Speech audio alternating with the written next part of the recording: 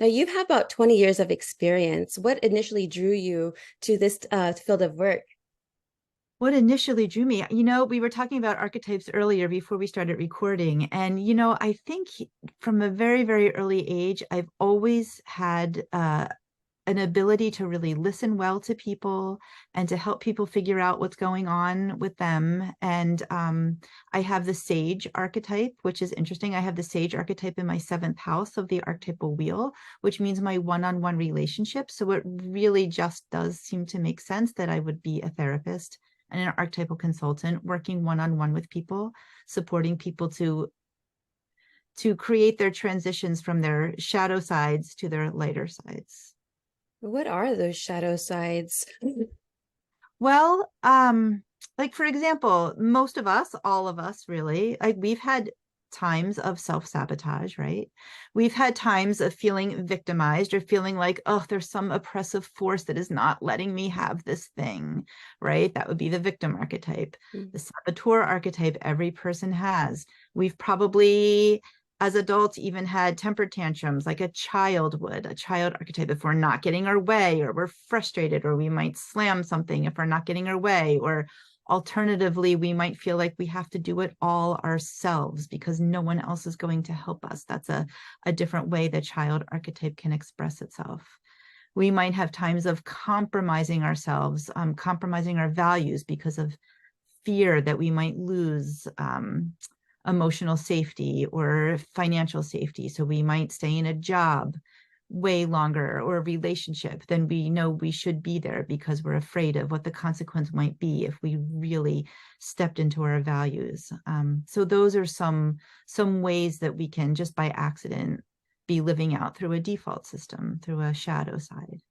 Right. And now, do you know that these shadow sides are different amongst like more of spiritual women versus like women who are not so spiritual? Is there a difference? I think the shadow sides are probably the same or similar for everyone. What Right. makes a conscious person different is that they kind of look at those patterns and say, oh, you mean I actually have a choice? Maybe I don't have to live in fear and make choices that compromise my values. Or maybe I don't have to walk around having a temper tantrum, as an adult. And those are the people that can start thinking about what is the light side of this archetype. Maybe I can stop doing this thing that doesn't serve me or anyone around me. And maybe I can start doing something that is more helpful to myself, more helpful to the people around me, the people that I love, and start living from that place. I That's what love we're that. looking for here. And I love that. Yeah, I always say we have a choice, we always have a choice. So when, for example, I'm just going to use myself as an example. I had the biggest fits. Obviously, I, was alcoholic for many, many years. During my episodes, I should say, I didn't have the awareness because the alcohol numbed everything, of course. But when I was going through recovery, I was becoming more aware of my behaviors, my thought patterns, my actions, everything. And it's like the different levels of consciousness that we have as well.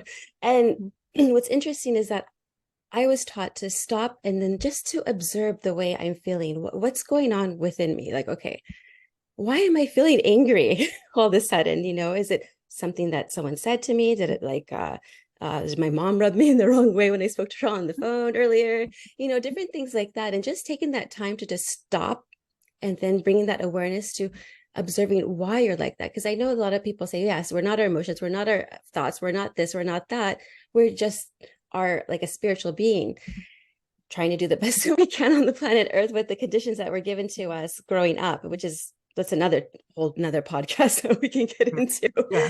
But I've noticed that awareness does play a big, big role, and it is a choice, like you had mentioned, that we can choose to stay in this anger, or we can work on becoming a little bit more happier, a little bit like even just taking it a notch level to just like tuning that notch a little bit so that way you're a little bit happier somehow, some Mhm. way. And there's always ways. Do you find different ways that create happiness for people who are kind of not Great. feeling Well, so? what you were just talking about, and it is answering your question, is So in this work that I'm familiar with and I am trained in, there are three levels of consciousness. We call them Chronos is your default system. You were talking about, why am I angry? Just walking around being angry. So that's your default, where we get triggered. We act out of our trigger. And then what you were just saying is, well, maybe I can start thinking about this and not behaving in such an angry way and start figuring out what's going on. That's you coming into the level of consciousness called the Kairos level of consciousness. And Kairos is where we can just take a moment and stop living from our defaults and saying, I want something different here. You bring your personal intention to deliberately change something in the Kairos level of consciousness. We can do it collectively as a society, or individually as just, ourselves. And so that's exactly what you were saying. That's exactly what you were doing, maybe without having the terminology of Chronos, Kairos. And then the highest level of consciousness is called the cosmic level of consciousness in this work. And that's where, through all of our efforts, all of our hard work to do better, to not be an addict in the shadow and to really embrace the addict in the light, which is a beautiful, beautiful archetype to have, an addict in the light, which I can talk about if you want to. Yeah. But it's when the gifts from the universe come that we can't control. The cosmic level of consciousness kind of rides in on the coattails of all of our efforts to do better. But like true forgiveness, true compassion, the true love, those come from the universe as gifts to us from the cosmic level. But they don't really come that often unless we're really working our program or whatever it is we need to be doing, our efforts in the Kairos. Yes, thank you so much for sharing that, because I didn't know those terms, by the way. I just know there was different levels of consciousness, and so thank you Well, so much for explaining that. different systems define them differently.